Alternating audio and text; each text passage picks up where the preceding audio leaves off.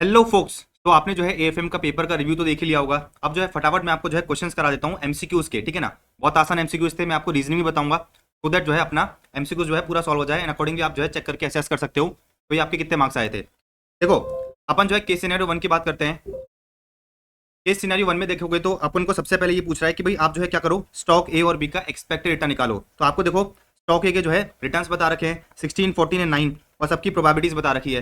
तो 16 into 0.3 plus 14 into 0.4 plus minus 9 into 0.3, इन सबका total करोगे तो कितना आ जाएगा, 7.7 आ जाएगा। तो ये कितना हो जाएगा आपका 7.7। सेम काम आपको करना है स्टॉक बी का, और स्टॉक बी का एक्सपेक्टेड रिटर्न कितना आएगा, स्टॉक बी का आपका एक्सपेक्टेड रिटर्न आएगा 10। तो इसका आंसर हो जाएगा सी। सेकंड बोल रहा है कि भाई आप जो है मार्केट का वेरिएंस निकालो। तो देखो मार्केट का जो है मुझे रिटर्न बता रखा है, मार्केट के जो है मुझे रिटर्न बता रखे हैं, प्रोबेबिलिटीज बता रखी है। तो मैंने क्या करा, मैंने जो है इसका वेरिएंस निकाल दिया। तो देखो ये रहा रिटर्न, ये रहा प्रोबेबिलिटी। तो ये अपना जो है एक्स बार निकल के आ जाएगा। फिर वेरिएंस का आपको फॉर्मूला पता है, तो ये वेरिएंस का फॉर्मूले से आप जो है मार्केट का वेरिएंस निकालोगे 12.5, 125.4, नॉट 12.5, 125.4। तो देखो ये रहा आपका जो है वेरिएंस कितना निकल जाएगा, 125.4। फिर इसने कहा कि भाई दोनों स्टॉक का बीटा निकालो। बीटा का फॉर्मूला क्या होता है, covariance upon variance of market. Beta का फॉर्मूला क्या होता है, covariance upon variance of market. Stock ए का मुझे बीटा निकालना है, स्टॉक ए का आपको कोवेरिएंस कितना दे रखा है 122.7। तो 122.7 divide by variance of market जो अपन ने निकाला, तो बीटा कितना निकल के आ गया 0.9785। तो देखो ये रहा आपका बीटा कितना हो गया 0.9785। इसी तरह से जो है स्टॉक बी का बीटा निकालोगे तो वो आ जाएगा 1। तो इसका आंसर हो जाएगा सी। फिर इसने कहा कि भाई रिक्वायर्ड रेट ऑफ रिटर्न निकालो। तो रिक्वायर्ड रेट ऑफ रिटर्न का फॉर्मूला क्या होता है, as per CAPM R F plus beta R M minus R F. आपको जो है आर एफ दे रखा है 8%, आपने स्टॉक ए का बीटा भी निकाला। आर एम जो है बेसिकली कितना है 9 है। तो देखो आरएम मुझे बता रखा है, आरएम मुझे 3 रेट्स बता रखी है। तो मैंने क्या करा, मैंने जो है एवरेज कर लिया। तो आरएम कितना निकल के आया 9 निकल के आया। तो आपका आरएम कितना निकल के आया, आपका जो है आरएम निकल के आया 9। ठीक है, तो इसमें आपने क्या करा, इस फॉर्मूले में आपने डिटेल्स पुट करी, इस फॉर्मूले में आपने डिटेल्स पुट करी। तो जो है आपका रिक्वायर्ड रेट ऑफ रिटर्न कितना निकल के आया 8.9785 दे रहा, 8.9785। सिमिलर काम आप बी का करोगे तो आपका जो है निकल के आएगा कितना 9%। तो ये कितना हो जाएगा 4 का ए। अच्छा फिफ्थ की बात करते हैं। इन लोगों ने कहा कि भाई हमें ये बताओ कि स्टॉक ए और बी को हमें बेचना चाहिए फिर होल्ड करना चाहिए। तो देखो सीधी सी बात है कि भाई अपन ने जो है ए का एक्सपेक्टेड रिटर्न निकाला। ए का जो है एक्सपेक्टेड रिटर्न निकाला, कितना आया था 7.7। ए का एक्सपेक्टेड रिटर्न कितना था 7.7।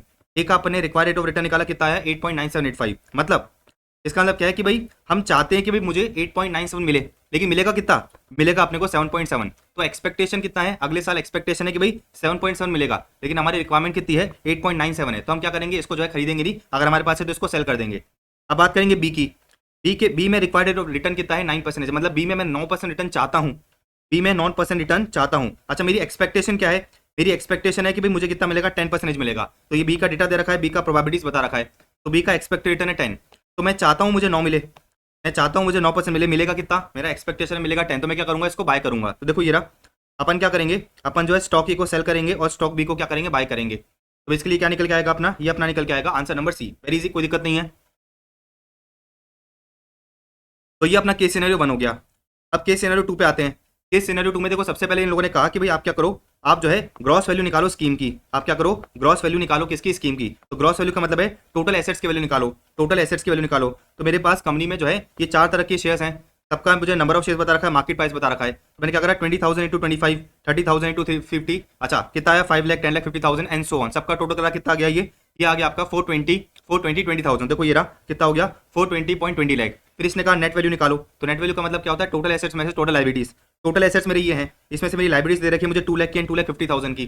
तो दिस माइनस 4,50,000। तो कितना हो गया आपका नेट वैल्यू निकल के आ गया कितना 145.70 लैक्स। तीसरा ये बोला है एनएवी निकालो। तो बेसिकली मेरा total asset minus total liability, net asset कितने के हैं, नेट एसेट है आपके 415.7 लाख के।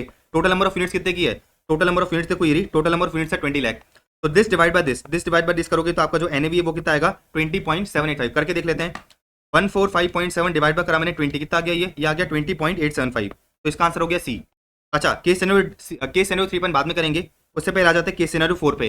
अब देखो ये क्या बोल रहा है, इन लोगों ने कहा कि भाई एक यूके की कंपनी है, एक यूके की कंपनी है, उसने माल बेचा है, उसको डॉलर मिलेगा, उसको 20 मिलियन डॉलर मिलेगा। ठीक है ना। फिर अपने को जो है इन्फॉर्मेशन दे रखी है बहुत सारी।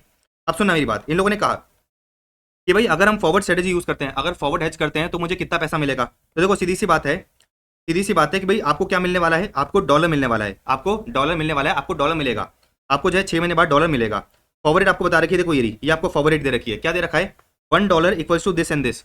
अच्छा $1 इक्वल्स टू 0.7910 का मतलब क्या है कि भाई जो सामने वाला डीलर है वो आपसे $1 इतने पाउंड पे खरीदेगा, $1 इतने पाउंड पे खरीदेगा। मतलब आपसे जो है बेसिकली $1 लेगा और आपको इतने पाउंड देगा। अपने को जो है बेसिकली 6 महीने बाद $20 मिलियन मिलेंगे। अपने को जो है 6 महीने बाद $20 मिलियन मिलेंगे। तो बेसिकली $20 मिलियन को मैं कन्वर्ट कराऊंगा तो मुझे जो है कितना पाउंड मिलेगा, 20 मिलियन इंटू 0.7910। देखो ये रहा 20 मिलियन इंटू 0.7910 कितना आ गया, ये आ गया अपना 15.82 करके देख लो। 20 इंटू 0.7910 कितना आ गया 15.82, तो ये हो गया अपना 13। 12 को मैं भी कराऊंगा, थोड़ी देर में कराऊंगा। अब आते हैं 14 पे। इसने कहा कि भाई अगर आप जो है हेजिंग नहीं करते हो, अगर आप जो है हेजिंग नहीं करते हो तो आपको कितना पैसा मिलेगा। तो मुझे क्वेश्चन बता रखा है कि भाई 6 महीने बाद आपका जो है इतना इतना रेट हो सकता है, इतना इतना रेट हो सकता है, इनकी प्रोबेबिलिटी दे रखी है। तो आपने क्या करा, रेट को प्रोबेबिलिटी से मल्टीप्लाई करो और सबको ऐड कर दिया। तो आपका जो है ये पता चला कि भाई 6 महीने बाद एक्सपेक्टेड, 6 महीने बाद जो है एक्सपेक्टेड रेट क्या होगी, $1 इक्वल्स टू पाउंड 0.805 पाउंड। अच्छा, तो मुझे ये पता चला कि भाई 6 महीने बाद मेरा जो है एक्सपेक्टेड रेट होगा इतना। अगर मैं कुछ भी जो है एजिंग नहीं कराता हूँ तो मुझे जो है $20 मिलियन को इस रेट से कन्वर्ट कराना पड़ेगा। तो क्या होगा, $20 मिलियन इंटू 0.805। देखो ये रहा $20 मिलियन इंटू 0.805 कितना आ जाएगा, ये आ जाएगा आपका 16.1 मिलियन। तो ये अपना 14 हो गया। अब बात करेंगे 15 की। इस लोगों ने कहा कि भाई कौन सा ऑप्शन जो है आपको क्या कर रहा है, कौन सा ऑप्शन जो है आपको हाईएस्ट प्रोसीड दे रहा है। अच्छा, इससे पहले मैं आपको ये करा देता हूँ पॉइंट नंबर एमसीक्यू नंबर 12। अच्छा, एमसीक्यू नंबर 12 बोल रहा है कि भाई अगर आप क्या करते हो, ऑप्शन से हेजिंग करते हो तो कितना पैसा मिलेगा। आप समझना मेरी बात। आपको क्या मिलने वाला है, आपको मिलने वाला है डॉलर। आपको जो है क्वेश्चन में दे रखा है पुट ऑप्शन, क्वेश्चन में आपको दे रखा है पुट ऑप्शन, पुट ऑप्शन दे रखा है। और क्या बता रखा है, पुट ऑप्शन का जो है बेसिकली आपका प्राइस कितना है, $1 इक्वल्स टू पाउंड। इसका मतलब क्या है, पुट ऑप्शन का मतलब ये हुआ कि भाई आप क्या कर सकते हो, $1 आप जो है $1 बेच के आ सकते हो डीलर को, और वो $1 के बदले में आपको जो है इतना पाउंड दे देगा। $1 के बदले में क्या करेगा, इतना पाउंड दे देगा। तो इसमें पुट ऑप्शन एक्सरसाइज होगा, ठीक है ना। लॉजिक्स और रीजनिंग जो है आप रिवीजन लेक्चर्स में समझ सकते हो मेरी। अभी मैं आपको जो है क्विकली एमसीक्यू की रीजनिंग बता रहा हूँ कि भाई कैसे सॉल्व हुआ। तो इधर अपन जो है पुट ऑप्शन करेंगे, पुट ऑप्शन परचेस करेंगे। अब सुनो, पुट ऑप्शन परचेस करने का मतलब क्या है कि भाई मैं $1 उसको बेचूंगा, $1 उसको बेचूंगा और वो मुझे $1 के बदले में इतने पाउंड देगा। अच्छा, अभी इन लोगों ने एक और चीज कही कि भाई अपने को प्रीमियम भी पे करना है। कितना प्रीमियम पे करना है आपको, 0.02 का आपको जो है क्या करना है, 0.02 आपको जो है 0.02 पाउंड का क्या करना पड़ेगा, प्रीमियम भी पे करना पड़ेगा। आपको जो है 0.02 आपको जो है 0.02 पाउंड का क्या करना पड़ेगा, प्रीमियम भी पे करना पड़ेगा। हाँ, तो देखो अभी इन लोगों ने कहा कि भाई what will be the total expected value of option, ठीक है ना, total expected value of option hedge in pounds if full amount is covered. अब सुनो मेरी बात, मुझे जो है क्वेश्चन में एक्सपेक्टेड रेट बता रखी है कि भाई मैच्योरिटी पे 0.78 हो सकती है, 0.81 हो सकती है, 0.83 हो सकती है, तीनों की प्रोबेबिलिटी दे रखी है। अब मुझे एक चीज बताना, अगर मैच्योरिटी पे $1 की रेट जो है 0.78 पाउंड रहती है तो क्या आप ऑप्शन को एक्सरसाइज करोगे, क्या बिल्कुल एक्सरसाइज करेंगे, क्योंकि मैच्योरिटी पे आपको जो है $1 के बदले में 0.78 पाउंड मिलेगा। लेकिन अपने ऑप्शन में, अपने जो है पुट ऑप्शन में अपने को जो है 0.81 पाउंड मिलेगा। तो बेसिकली अगर मैच्योरिटी पे जो रेट है 0.78 रहती है तो उस केस में क्या करोगे आप, उस केस में सीधी सी बात यह है कि भाई आप ऑप्शन को एक्सरसाइज करोगे। और जो 20 मिलियन है, 20 मिलियन जो आपके पास डॉलर मिलेंगे उसको किससे कन्वर्ट करके लेके आओगे, 0.8100 से। तो 20 इंटू 0.8100 कितना हो जाएगा, 16.2 कितना हो जाएगा, 16.2 पाउंड हो जाएगा। ये तो आपको जो है पैसा मिला, ये तो आपको पाउंड मिला, लेकिन आपको प्रीमियम भी तो पे करना पड़ेगा ना। कितना प्रीमियम पे करोगे, इन लोगों ने कहा कि भाई $1 पे आपको 0.02 का प्रीमियम पे करना है। आपका टोटल डॉलर कितने हैं, 20, तो 20 इंटू 0.02 कितना हो जाएगा, 0.04। तो देखो ये रहा, आपको 16.2 तो मिलेगा, लेकिन आपको जो है क्या करना पड़ेगा, 0.4 का, आपको 0.4 का प्रीमियम भी पे करना पड़ेगा। तो नेट प्रोसीड कितना होगा, नेट प्रोसीड होगा आपका 15.8। रीजनिंग भाई अपन ऐसा क्यों कर रहे हैं, क्या कर रहे हैं, ये सब मैंने आपको फॉरेक्स के रिवीजन में कराया था।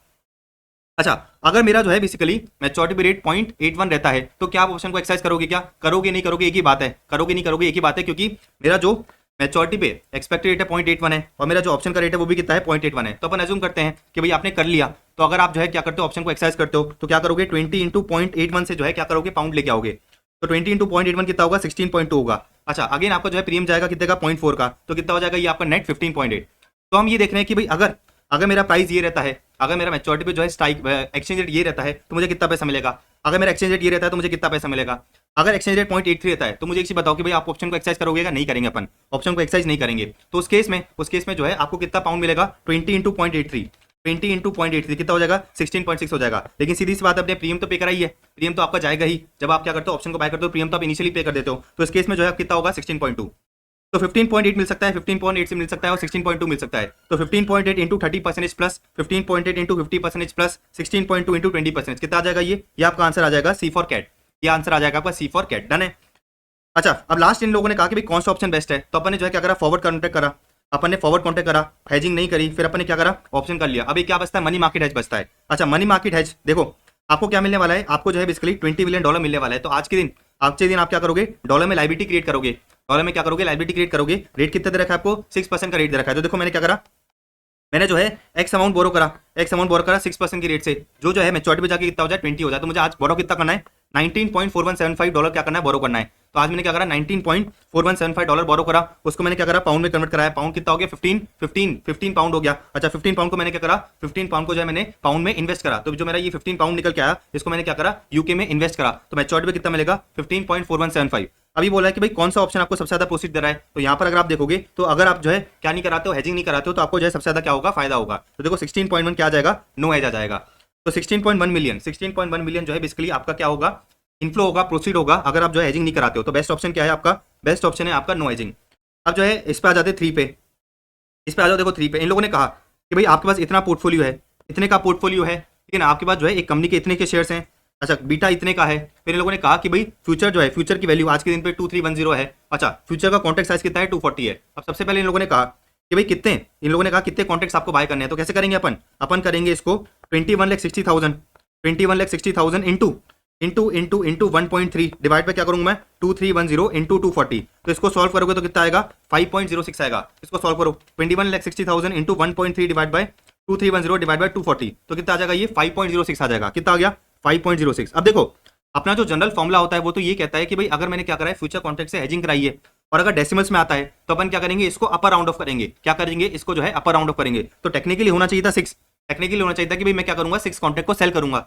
टेक्निकली होना चाहिए था कि मैं क्या करूंगा, 6 कॉन्ट्रैक्ट को सेल करूंगा। लेकिन इस क्वेश्चन में देखो आईसीए ने ये अज्यूम करा है कि क्योंकि जो मेरे फ्रैक्शनल कॉन्ट्रैक्ट्स हैं बहुत कम अमाउंट के हैं, ठीक है ना, बहुत कम अमाउंट के हैं, 5.06 ही है। तो लोगों ने क्या करा है, इसको जो है लोअर राउंड ऑफ करके करा है। इसको जो है लोगों ने क्या करा है, लोअर राउंड ऑफ करके करा है। तो मैंने आपको बताया जनरल रूल क्या होता है, तो भाई अपर राउंड ऑफ करते हैं। अपर राउंड ऑफ इसलिए करते हैं ताकि हमारा जो पोर्टफोलियो पूरा का पूरा हेज हो जाए, पूरा का पूरा क्या हो जाए, हेज हो जाए। लेकिन इसमें अपन जो है डाउन राउंड ऑफ इसलिए कर रहे हैं, आईसीआई इसमें जो है डाउन राउंड ऑफ इसलिए कर रहे हैं क्योंकि आईसीआई ये मान रहा है कि जो आपका ये फ्रैक्शनल पार्ट है बहुत कम है। कितना है, 0.06 है, 0.06 है। देयरफॉर इन लोगों ने क्या करा है, इसको जो है डाउनवर्ड राउंड ऑफ करके करा है। अच्छा अगर आप जो है अपर राउंड ऑफ करके करोगे ना, अगर जो है आप अपर राउंड ऑफ करके करोगे तो आपका जो आंसर है, आपका जो आंसर मैच ही नहीं करेगा। नीचे जो आपका आंसर है वो मैच नहीं करेगा, तो आपको क्या करना पड़ेगा, डाउनवर्ड राउंड ऑफ ही करना पड़ेगा। क्या करना पड़ेगा, डाउनवर्ड राउंड ऑफ करके ही करना पड़ेगा। तो बेसिकली अपन क्या करेंगे, क्योंकि आपने पोर्टफोलियो बाय कर रखा है, क्योंकि आपने पोर्टफोलियो बाय कर रखा है, तो अपन क्या करेंगे, अपन जो है बेसिकली अपन जो है 5 पोर्टफोलियो को सेल करेंगे, 5 फ्यूचर कॉन्ट्रैक्ट को क्या करेंगे, सेल करेंगे। 5 पोर्टफोलियो को नहीं, 5 फ्यूचर कॉन्ट्रैक्ट को सेल करेंगे। मैं आपको लॉजिक बता दिया। भाई वैसे अपन क्या करते हैं, देखो मेरे नोट्स में भी मैंने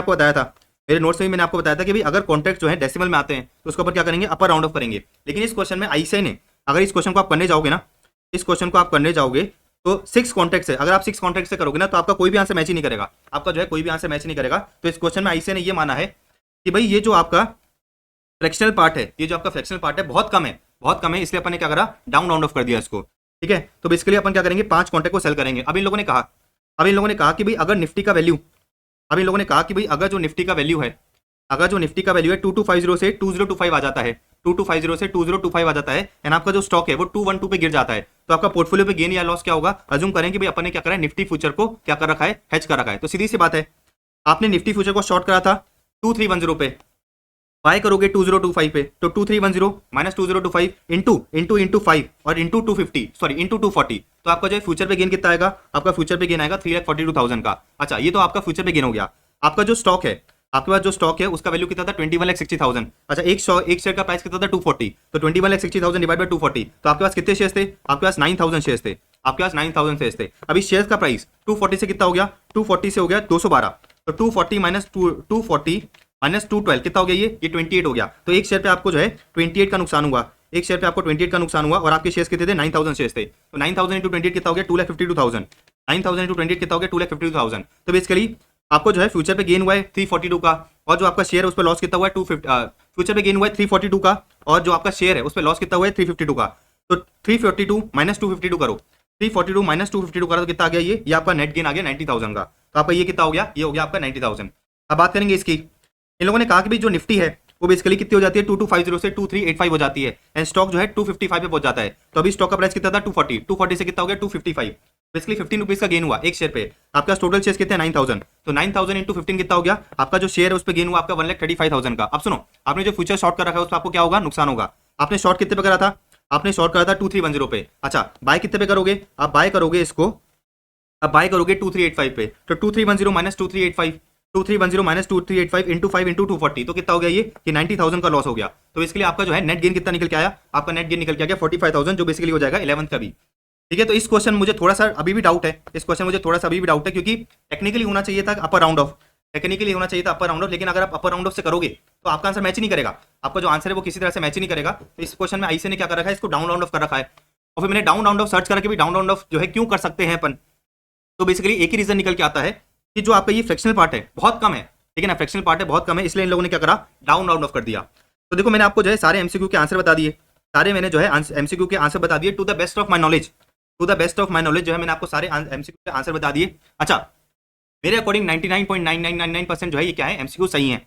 मैंने कहा 99.9999%, ठीक है, मेरी नॉलेज के अकॉर्डिंग ये आंसर होने चाहिए। 0.0001% हो सकता है कुछ गलत हो जाए, क्योंकि मैं भी क्या हूं, इंसान हूं, हर इंसान से गलतियां हो सकती है, तो ह्यूमन एरर कभी भी हो सकती है, बट मेरे अकॉर्डिंग 99.99% जो है ये आंसर सही है। तो आप लोग जो है मुझे बताना कि भाई आपके जो है कितने एमसीक्यूज में टोटल मार्क्स बैठ रहे हैं, एंड अकॉर्डिंगली जो है कमेंट सेक्शन में आपके मार्क्स बताना। मिलते हैं नेक्स्ट वीडियो में।